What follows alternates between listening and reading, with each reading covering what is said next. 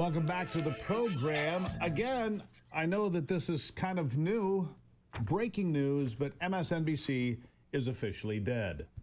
And yes, I feel like we had something to do with it. MSNBC is now MS Now, my source, news, opinion, world, something. And what that means is all these high-paid left-wing windbags, they're going to be out of work too because of the new media. People that actually have the nerve to go out and tell the truth. People like me and my next guest, Breanna Morello, is here. Breanna, nice to have you here. You're part of this new media. MSNBC is dead. It's gone. It'll be, I don't know, a footnote in history of broadcast. Thank you for being here, first of all. Thank you for having me. I know this is really exciting news because those liberal hacks over on MSNBC have been bashing the American people and trying to guilt them into just not following conservative beliefs or anything that puts America first. And so it's good to see the final stages of MSNBC going down. Well, I think it's important that people like Nicole Wallace can now get the help they need. I mean, it's only fair that Nicole Wallace seeks professional help and maybe an intervention. I mean, and I say that somewhat laughing, but my God, these people see Donald Trump working on peace. You know, he touched Vladimir Putin too much. He doesn't touch his wife that much. I'm like, really? That's what you go with? That's what people wonder why the media has lost credibility. It's things just like that. You can just put a big circle on and go, what is wrong with you people? He's working on peace. It would be peace deal number 7, and you're talking about him the way he shook Putin's hand. That's really what they've got, isn't it? Yeah. Well, they also forget that Barack Obama shook Vladimir Putin's hand several times. Yeah. They don't seem to have the roles of that. But the reality is they don't want peace. They love the fact that there's war because they could cover it. They could sit there and just, shame Russia for this war against Ukraine. It doesn't matter what side you fall on this front. The reality is we should all want this war to end because thousands upon thousands of Ukrainian and Russian men have died. And this was all avoidable. To hear Vladimir Putin say it himself, something we've been talking about for a very long time, saying that if President Trump was in the White House in 2022, that this war would have never even started in the first place. Now, we've all known that, but the reality of it is the left didn't want to admit that. And now we now have it confirmed. And ultimately, we do know as well that Joe Biden never even got on the phone to try to talk to Putin to end this war. You can't do that as the world leader, supposedly, I guess I should say. Yeah. But you can't do that because the reality of it is you need to get on the phone with them, you need to have a conversation, you need to end it. But we kept funding it and we cut off all ties with Putin. Yep. We kept piling money in there. Look, let's be clear about this. When you have a government operation that spends billions of dollars the way we don't have any idea where that money went. We have no idea where billions of dollars went. But I do hear that Zelensky and his circle are buying properties in places like Miami and London. Shocking, right? As money flows out of that deal. I mean, Ukraine's one of the biggest money laundering operations in the world. Everybody knows this. And we're piling money in there. It's wrong. Donald Trump should be praised for pursuing peace. And yet the left can't do it. If he brought peace to the world, the left could not give him credit, could they? No, they couldn't. They couldn't because the reality is they don't want to give him credit for anything. He's been the villain for quite some time in their narrative, and they have to keep this going. The more and more we uncover Russiagate, the more we learn about how evil the left truly is, and how all of this has been cooked up for a very long time. And it's just so devastating that they continue to do just that, but they don't realize. MSNBC, they haven't seen their ratings sink enough to realize the fact that the American people are no longer on their side. CNN, the New York Times losing subscribers. I mean, they just don't understand that the American people aren't with them. And so they go on their networks, they keep touting their perspectives on things, but their perspectives aren't the perspectives of Americans. And so, MSNBC hit the sale market, and apparently it looks like nobody is really interested in buying it. So No. NBC Universal is really struggling, and now they have to do rebranding and hoping, I'm sure, that something will make its way into their pockets. But the reality of it is I don't think it's worth anything. It's a dead brand, and they did it to themselves. And so did the New York Times and the Washington Post and Chicken Noodle News that you mentioned. They all did it to themselves because they've destroyed their credibility internally. Over and over and over again. Anyhow, let me ask you, how did you get involved in being a reporter, a journalist, somebody who looks at what's happening and says, here's what I'm seeing and breaking it down for people? How did you get down this road? Well, I used to work for a network you might have heard of, Fox News and Fox Business. And unfortunately, they decided to comply with an illegal New York City vaccine mandate. And so that was my end of my career at Fox. And I kind of ventured off into the independent world. And started my own show and covering my own stories. And it's everything that Fox would never allow me to cover. So it's been quite eventful so far. But I'm very thankful for this opportunity, very thankful for the trust of the American people who have supported my work. I run a website called independentnewsroom.com, and it's where all of my exclusive stories go to first. And, it's been quite the journey thus far. I've worked in media for over 10 years now, and these last, I'd say, about 2.5 years have been the most eventful ones, the most meaningful ones, because I'm able to cover the stories that the corporate world is afraid to cover. I mean, I was the one who broke the Tulsi Gabbard story when Tulsi Gabbard was added to a terror watch list last summer because, well, the Biden regime didn't like what she had to say about Kamala Harris. And so they quickly put her on the TSA terror watch list. Networks were afraid to touch that story for weeks, but I wasn't afraid. And I was the one who even notified her team that she was on the terror watch list. So I think independent journalism is really more meaningful than the corporate world at this point because too many people in the corporate world are just afraid to break stories and they just go with the same safe stories that they know will rate well, and they don't care about breaking news anymore, doing real journalism. And so it's left kind of a great avenue for me to go through. And for a lot of us, because you're right, there are stories that are just left uncovered that should be covered in depth. Here, not too far from my house, some Chinese students at the University of Michigan caught bringing in fungus that could destroy half our corn, wheat, and bean crop. It gets a little blip in national media. John Solomon, good friend of mine, a good reporter, got together and did 2 specials on it because it matters and people don't talk about these things. Tulsi Gabbard on the terror watch list. That's an important story because it's a political lynching. I don't care if they like the word or not. I used it. But that's a fact. They go after people and they're insulated by their friends at MSNBC and CNN. Finally, we're seeing all this. So the grand conspiracy is coming down, isn't it?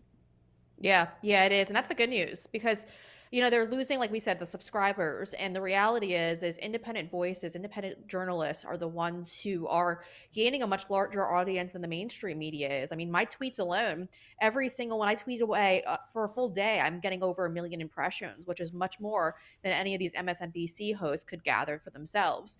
And I also think it's really interesting. For a very long time, we didn't really have a metric system to see how the left was able to get away with the nonsense that they were doing.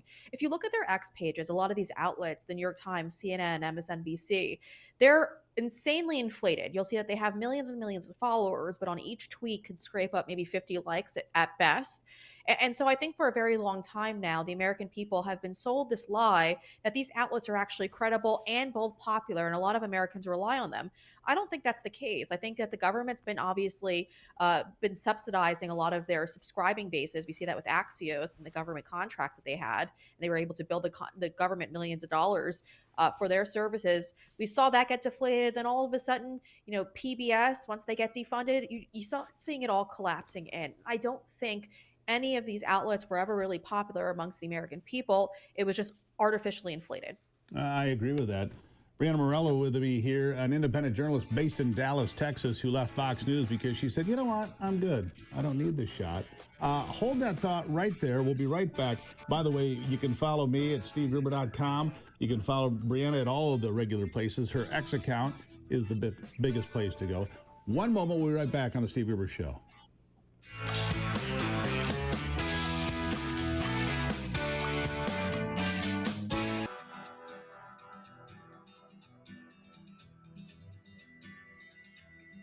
All right, Breanna Morello with me. I want to start back up here, and I want to ask you about some things. You talk about the fact that the media here, they're just dishonest. Even the Wall Street Journal has fallen into this cesspool recently, and I'm like, that was one place that you could count on in the past. That's gone too, isn't it? I mean, they're just blown. And it's because they all went to college together, same sororities, same fraternities.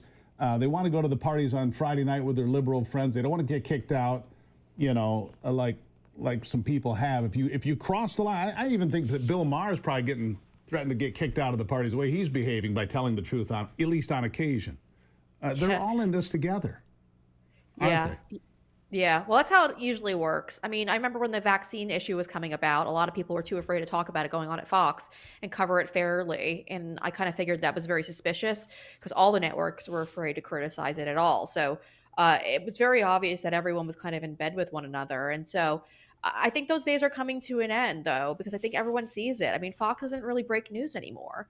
If you look at No. their network, it's all safe. I remember when I was there, the topics were always like crime and immigration, and they always told us to stick with those because those rated really, really well. But they're also safe topics because it's something that their audience already knows about and it occupies their mind. And it's not like the corruption related issues. I mean, every now and then you see them cover Russiagate, but they're not uncovering things themselves anymore. It's independent journalists who are now doing the document digging, and it's unfortunate. Maybe it's the fact that there's been so many lawsuits filed against them, but you can't fear going after these corrupt individuals and reporting on it fairly. And so it's kind of disappointing to see, but they just don't do it anymore. Yeah, the term that the left likes to use, truth to power. That's what we do. That's what you do. It's what a handful of brave people do every day out there. But at least cancel culture is not what it used to be either. So let me ask you about three things here, if we get to them all. First of all, we were talking about before we came on here today, D.C. The cleanup of crime and homelessness and junkies and feces on the sidewalk makes people who live there happy. I mean, you can see one video after another, people that actually live in D.C. going, this is great. I love this. And the only people screaming about the fact that we're cleaning up D.C. are white liberals who don't live in these neighborhoods. They don't live in the 8th ward of D.C. and have any idea how dangerous it is down there and the drugs and the problems and, Uber drivers getting murdered by 13-year-olds. They don't give a damn about that. For some reason, they want to make this an issue. People care about law and order and having a safe neighborhood. That's number one thing government should do. The Democrats don't care. This is why they're losing touch as well. Your thoughts? Yeah, it's the only thing our government should be doing. It's their only commitment to the people. We pay our taxes, so our government's supposed to secure us. That's the only Right. agreement they have. There's nothing more that they need to do. But as you know, the left loves to overextend, but they don't want the government getting involved in this issue because I guess they love crime, but they don't want to actually have to live there. And all these politicians that are coming out and saying that it's really racist. I was watching Karen Bass earlier today say it's racist because they're only locking up Black and Hispanic Americans. The reality of it is they're locking up people who are committing crimes, whether their race is Black, Hispanic, or white. Doesn't matter. It's the people who are committing the crimes. And Here's so going to be the ultimately, tell. Here's going to be yeah. the real tell, Breanna. When people in Baltimore look at D.C. and go, hey, we want some of that. And the people in Philly go, can you clean up our town? And the people out in California go, we'd need some of that in San Francisco and San Diego. That's going to be the real tell. And I believe it's going to happen because, look, I just watched videos of guys walking down Pennsylvania Avenue, 7 in the morning. A guy said, former UPS guy said, you could never do this before. The homeless people are gone. The junkies are gone. I'm not stepping over fecal matter. Right. Because that's the way a city should be. We shouldn't just let our cities disintegrate because of leftist policies. Good luck to Ma'am Danny in New York, although I hope he wins because that way we can have a thing we can circle and say, look how bad it is when these idiots get a chance to lead. But I'm serious. When Baltimore and some of these other places call and say, look, we want one of some of that, that's going to be a big tell, isn't it? And I think it's going to happen. Yeah, I hope it happens. I hope it happens because the reality of it is I don't know if we could hit rock bottom even more than what we've already hit. Like New York City, for example, it is an absolute dump. I come from New York and I used to walk all the time back and forth to work and stroll around and it was always Sure. safe then. Now it's not safe. I was in DC just a couple of days ago getting my nails done when a homeless person came up to me twice, two different ones. And it was very unfortunate because they were obviously not mentally well. But again, they shouldn't be able to just roam around the streets freely without there being any type of medical intervention there. And so Right. now that we have that going on, I hope it's long term. I know Democrats are trying their very best to shut that down, but I don't even know what the argument is on their behalf. What are you to keep saying? Crime is good? I mean, your fake crime stats have been That's what I don't exposed. understand. That's what I don't understand. We want more crime. We want less police. No, the people there want the police. They've welcomed the National Guard. They want their neighborhoods cleaned up. What is it, 75 homeless encampments that have been taken and put into the dumpsters and hauled away? They're thankful, for God's sake. I mean, if you got kids that have to walk to school in that filth, or you're an elderly person that lives on a corner where the drug dealers and the gangs have been ruling that corner for 15 years, and you're afraid to go out onto the sidewalk or go to the store. They want this to happen. There's just no question about it, is there? No, there is no question about it. And it's so strange, right? Because we're on the side of usually conservative beliefs and little government, but we're actually asking the federal government to get involved because Democrats have done just such a horrific job at protecting the people. And so I always think it's kind of funny that we're now cheerleading for this, but I mean, there's no other hope. Democrats don't want to do anything when it comes to public safety. They'd rather just sit here and put everyone on welfare and allow the streets just to go to heck. And Republicans are going to have to learn that Americans want their cities safer. They want their neighborhoods safer. And the Yeah. best way to win elections is on that commitment. You know, and I thought the best way to get through all of this was to listen to Taylor Swift and James Comey. Come on, give me something on that. James Comey. This is not a man. This is the guy who was in charge of the FBI, for the love of God. Yeah, What an and he released a embarrassment. he released a video yesterday, and he looked like he got into Hillary Clinton's tranquilizer draw. He was definitely not there all in the head. Yeah, it's just shameful. All right, Breanna. Nice to meet you. It's the first time we really had a good conversation. Tell the folks where they can find you. You got a brand new book, by the way, about Melania. It's wonderful. Tell the folks. Yes, we've got it's actually a photo book, and it was because I wanted to highlight how beautiful and stunning this woman is. And so we created a coffee table book. It's available right now for pre-order on Amazon. Just search my name, Breanna Morello, or you could look up Melania Trump, Elegance in the White House. It's a great book, a great gift to get. I highly recommend it because we need to celebrate this beautiful first lady, because they had us sitting here we weren't pretending, but the mainstream media told us that Jill Biden was gorgeous in her picnic tablecloth, and we all know she wasn't. So let's celebrate her. Beautiful is back in vogue. I like it. Thank you for being here. Thank you for having me. Greatly appreciate it. We'll take a break and be right back. It's the Steve Gruber Show.